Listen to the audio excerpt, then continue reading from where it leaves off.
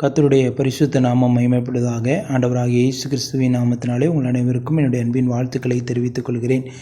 இந்த நாளிலும் தியானிக்கும்படியாக சங்கீதம் 34 அதனுடைய 5வது வசனம். அவர்கள் அவரை நோக்கி பார்த்து பிரகாசமடைந்தார்கள், அவர்கள் முகங்கள் வெட்கப்படவில்லை. நல்ல ஒரு வசனத்தை நாம் அனுதினமும் சங்கீத புஸ்தகத்திலே நாம் வாசித்து கொண்டிருக்கிறோம், தியானிக்கிறோம். அதை நாம் அடிக்கடி நாம் கேட்டிருப்போம். இந்த நாளிலே அநேகருடைய வாழ்க்கையிலே நாம் அநேகருடைய முகத்தை நாடி தேடி ஓடிக்கொண்டிருக்கிறோம்.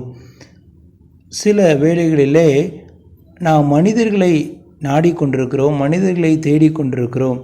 ஒருவேளை உலக பிரகாரமான காரியங்களில் கூட நம்முடைய வாழ்க்கையிலே இந்த மனிதனை வைத்து இந்த காரியத்தை சாதித்து விடலாம், அல்லது இந்த மனிதனை வைத்து இந்த காரியத்தை தான் சாதிக்க முடியும் என்று சொல்லி பல கோணங்களிலே நாம் யோசித்து கொண்டிருக்கிறோம்.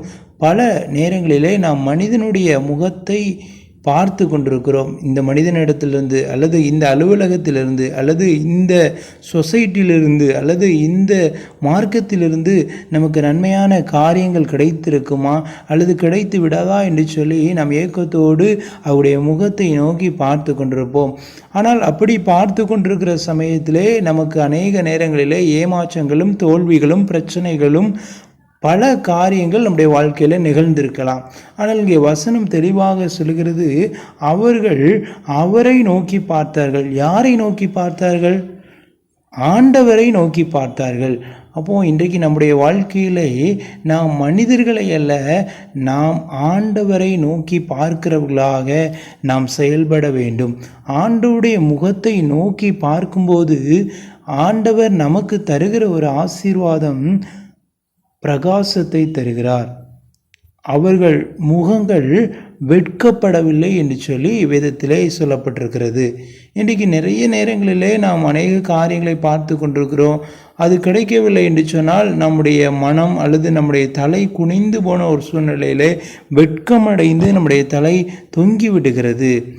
ஆனால் நாம் மனிதனை பார்க்காதபடிக்கு, உலகத்தை பார்க்காதபடிக்கு, உலக பிரகாரமான காரியங்களை பார்க்காதபடிக்கு ஆண்டவருடைய பரமராஜாவுடைய முகத்தை நோக்கி பார்க்கும்போது ஆண்டவர் நம்முடைய வாழ்க்கையில் பிரகாசத்தை தருகிறார். நம்மை வெட்கப்படுத்தாதபடிக்கு நம்முடைய தலையை உயர்த்துகிற தேவனாக இருக்கிறார். விதத்தில் நான் ஒரு வசனத்தை வாசிக்கிறோம். நான் உன் கால்களை மான் கால்களை போலாக்கி உயரமான ஸ்தலங்களிலே நிற்க பண்ணுவேன் என்று சொல்லி ஆண்டவர் சொல்கிறார். நம்முடைய கால்களை உயரமான ஸ்தலங்களிலே அவர் நிற்க பண்ணுகிற நல்ல தேவன். ஆகவே நாம் ஆண்டவருடைய முகத்தை நோக்கி பார்ப்போம். ஆசீர்வாதத்தையும் நன்மைகளையும் பிரகாசத்தையும் நாம் பெற்றுக்கொள்வோம். இந்த செய்தியை கேட்டுக்கொண்டிருக்கிற அன்பு பிள்ளைகள் யாவரும் நாம் இன்றைக்கே ஆண்டவருடைய முகத்தை தேடுவோம், ஆண்டவரை தரிசிப்போம். கர்த்தர் உங்களை